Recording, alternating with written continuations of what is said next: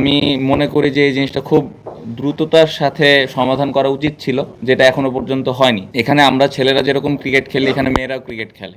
এখানে অনেক ইস্যুস আছে, ফ্যাসিলিটিস খারাপ বা তারা কম সুযোগ পাচ্ছেন, এরকম অনেক কোশ্চেন আছে। বাট এই বিষয়টা তো অনেক সেন্সিটিভ, আমরা সবাই জানি।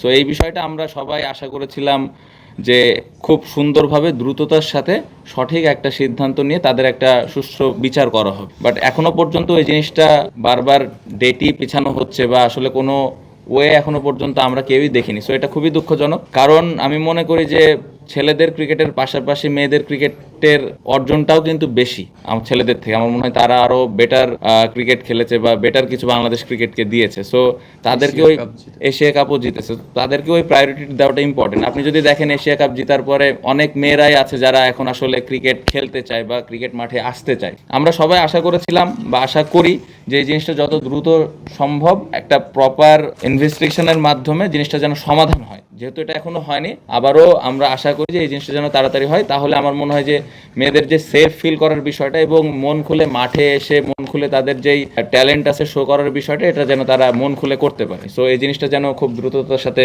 করা হয়, এটাই রিকোয়েস্ট থাকবে।